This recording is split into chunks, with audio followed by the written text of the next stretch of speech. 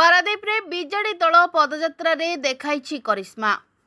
एही पदयात्रा रे दलर कर्मी शुभेच्छु और नवीन पट्टनायक को भल पाउथबा 19टी वार्ड रो महिला युवक और पुरुषा कर्मी जोगदेई नवीन को गुणगान करथिले।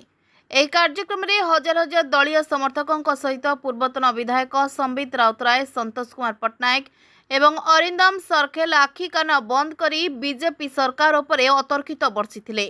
ए अपारक सरकार लोकमानक भावना सह जो खेल खेलुछंती महंगा पड़िबो बोली बापी सरखेल खुलमखोला कहवा सह पारादीप शिल्पायन रे क्राइम बढ़ी चलिथिबा बेले शिल्प मंत्री शिल्पायन रे निजर पारिवारिक व्यवसाय पसरा जो भली मेलाई देई निजको पद्मावती परी सजई होई निज बाजा को निजे बजई भल बाजुछि बोली कहवा बड़ दुख और परितापर विषय बोली कहवा सहित मंत्री इशारा रे एठी बाली चोरी, तेल चोरी और विभिन्न अराजकता करा जाउछि बोली बापी सरखेल मुहंतोड़ जवाब देथिले। खाली एतिकी नुहे, शिल्प मंत्री निजर चेला चामुंडा को पारादीप शिल्पायन रे विभिन्न बेपार रे एपरि भाबरे छाई देइछंती साधारण लोकटिए काम पाइबा तो दूरर कथा मुह खोलिले अवस्था सांघातिक हेबो बोली भୟରେ केही मुह खोलु नांती, जहाँकि आगामी दिन में उचित जवाब देवाकू सजबाज हेलेनी बोली संतोष पट्टनायक सीधा सड़क कहिथिले। बाली चोरी, खणी चोरी ठारू आउ दुई पाद ए सरकार आगे जाइछंती शिक्षित बेकारी पिलांको मेरुदंड उपरे सीधा सड़क प्रहार करबा महंगा पड़िबो बोली श्री राउतराय रोकठोक कहिथिले। नुआ बजार में परिमल रास्ताघाट अव्यवस्था को नहीं पौरपालिकार अपारगता और कार्यनिर्वाही अधिकारी पक्षपातिता और तांको कार्यदक्षता उपरे संबित राउतराय विषेदाकर करथिले। जदि समस्यार समाधान करा न जाए आगामी दिन में विराट जन आंदोलन रूप नेबाकू समय लागिबो नाही बोली श्री राउतराय चेतावनी देथिले। एही कार्यक्रम को वरिष्ठ बीजेडी नेता कुमरबर नायक नेतृत्व में विशाल पदयात्रा बंदर नगरी रे स्वतंत्रता बजाय रखिला बोली हेउथिबा आलोचना को एड़ाई दिया जाय न पारे। तेबे युव नेता ज्योतिकांत परिडा को युव बाहिनी पदयात्रा रे देखाइथिले अनन्य प्रतिभा।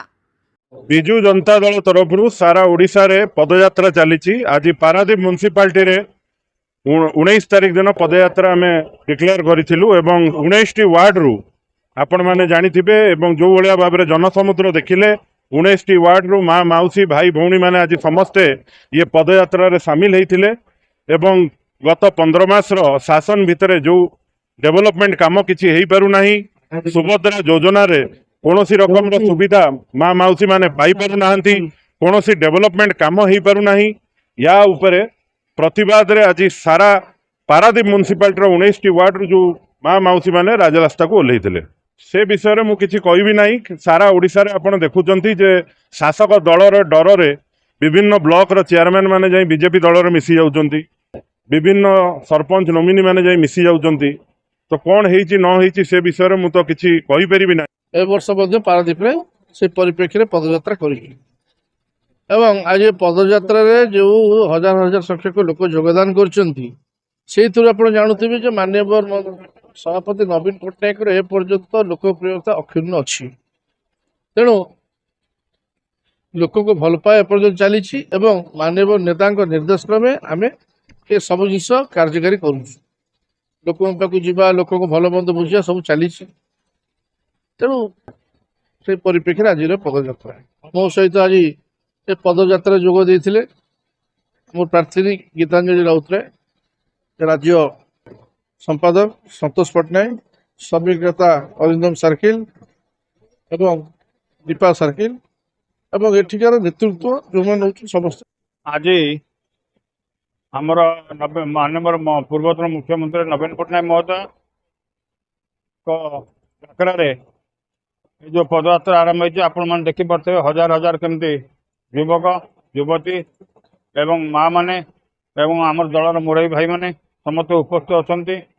आज नवीन पट्टनायक जो 24 वर्ष शासन ने जो भाई कार्यक्रम होता लोकंर मंगल बर्तमान 16 मास शासन ने बीजेपी सरकार जहाँ करुच्ची आपण मैंने एवं जनसाधारण अवगत नारी धर्षण कथा कहतु, एसआई नियुक्ति कथा कहतु एवं दरदाम वृद्धि कथा कहतु, सबु क्षेत्र में बीजेपी सरकार विफल होती।